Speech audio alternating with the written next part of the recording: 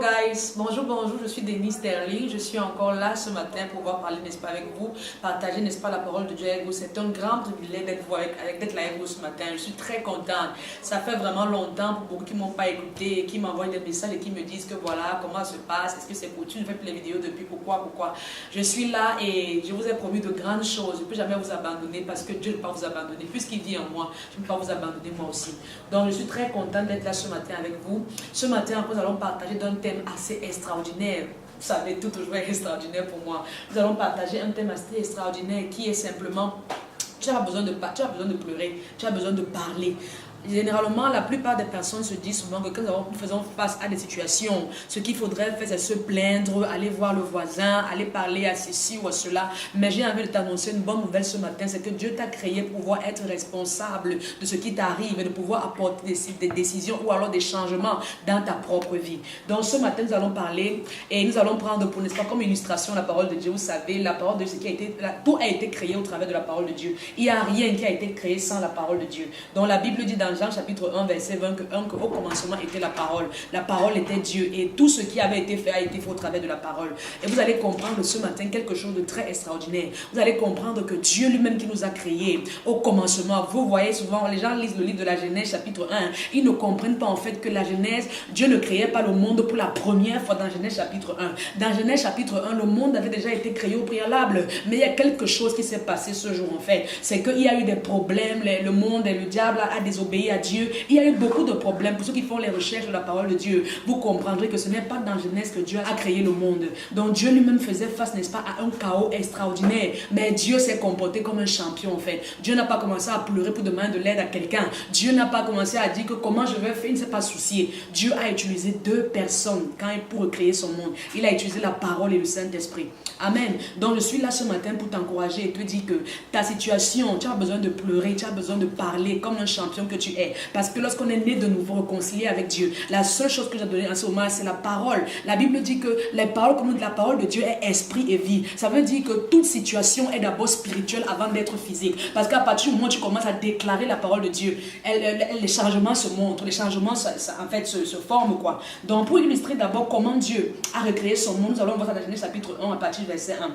Il est écrit, au commencement, Dieu créa le ciel et la terre. Or, la terre était alors informe et vide. Les ténèbres couvraient l'abîme et l'Esprit de Dieu planait au-dessus des eaux. On dit que Dieu créa le ciel et la terre. La terre était informe. Si la terre était informe, ça veut dire qu'au préalable, la terre avait une forme. La terre a perdu sa forme parce que justement, le monde a aussi connu, Dieu a connu un chaos en ce qui concernait ça. Beaucoup de prédicateurs n'aiment pas entendre dire que ce n'était pas la première fois que le monde était créé. Dieu ne créait pas le monde en ce moment-là pour la première fois. Il y avait eu un premier monde qui avait existé. Mais il a été détruit. Et donc Dieu se retrouve ici face à un chaos où il faut recréer le monde. Je ne sais pas quelle situation dans ta vie tu as envie de recréer ou de redonner la vie. Mais voici comment Dieu s'est comporté. Au lieu de pleurer, Dieu a déclaré la parole. La Bible dit que Dieu a commencé donc à dire que la lumière soit et la lumière fut. Donc Dieu a commencé à appeler à l'existence ce qui n'existe pas. Et aujourd'hui la Bible dit que si nous sommes réconciliés avec Dieu, tel il est, tel nous sommes. C'est dans Philippiens chapitre 4 verset 17. La Bible dit que tel Dieu est, tel nous sommes. Ça veut dire que j'ai la nature de Dieu en moi. J'ai la capacité d'appeler à l'existence ce qui n'existe pas. J'ai envie de te dire que quand tu es de nouveau réconcilié avec Dieu désormais, tu n'es plus un échec, ta vie ne sent plus. Toi-même maintenant, tu peux apporter des changements dans ta vie. Parce que Jésus aussi, lui-même aussi, a fait face à des moments difficiles dans sa marche sur la terre, mais il n'a pas commencé à pleurer. Il n'a pas rendu les gens responsables de ces échecs. Lui-même, il a apporté des solutions à tout ce qu'il pouvait rencontrer sur son chemin.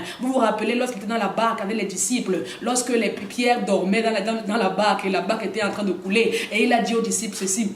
Les disciples ont commencé à pleurer et à dire genre, on est en train de mourir, maître, vous on est en train de mourir parce que les disciples ont vu en Jésus un maître, un leader.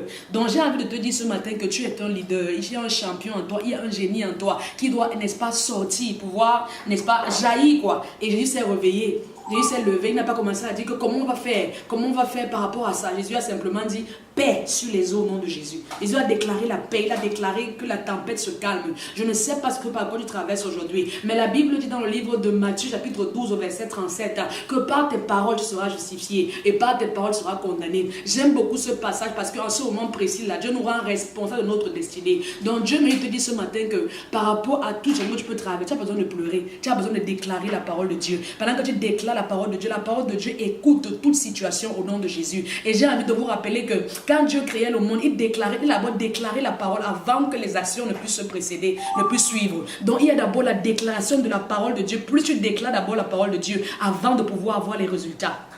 Amen. Donc tu as besoin de déclarer la parole de Dieu. Non seulement tu la déclares par rapport à la situation, et tu la déclares avec foi. Tu la déclares en gardant dans ton cœur ce que Dieu a dit. David dit dans le psaume 119 verset 11 que je serre ta parole dans mon cœur afin de ne point pécher contre toi. Ça veut dire que dans les moments de crise, dans les moments de tempête, quand je déclare la parole de Dieu, j'ai la solution et j'ai la victoire sur tous mes problèmes au nom de Jésus. Donc ce matin, mon message, ce n'est pas un message assez long. C'est juste pour vous dire que je suis là et que je pense à vous. Juste pour vous dire aussi que ne vous découragez pas. Si tu fais face actuellement à des problèmes particuliers dans ta vie, j'ai envie de te dire que la Bible dit dans Jean chapitre 3 verset 16, car Dieu a tant aimé le monde qu'il a donné Jésus, afin que quiconque croit en lui ne périsse point, mais qu'il ait la vie éternelle. Si tu es réconcilié avec Dieu dans ta vie, tu peux déjà parler à Dieu. Tu n'es pas ennemi avec le ciel, tu es un ami avec le ciel, avec que Dieu te connaît. Tu as la nature de Dieu en toi. Et ceux qui ont la nature de Dieu en eux parlent comme des dieux. Dans le psaume 82 verset 6, la Bible dit que vous êtes des dieux. Ça veut dire que j'ai la capacité de dire que ma journée sera bénie au nom puissant de Jésus. J'ai la capacité de dire que quel que soit les problèmes par lesquels je traverse, Dieu n'écoute pas tes problèmes, Dieu n'écoute pas tes pleurs, Dieu écoute la parole, parce que tout a été fait au travers de la parole de Dieu. Donc quand je déclare la parole de Dieu, elle va d'abord se manifester dans le règne spirituel avant de pouvoir se manifester dans le règne physique maintenant. Donc c'est de ça qu'il s'agit. Donc ce matin, c'est juste le début, n'est-ce pas, d'une série d'études que nous allons faire face, n'est-ce pas? Et j'ai envie de vous dire que ne vous découragez pas et que Dieu vous aime énormément. Vous êtes extraordinaire, vous êtes la gloire de Dieu, vous êtes merveilleux.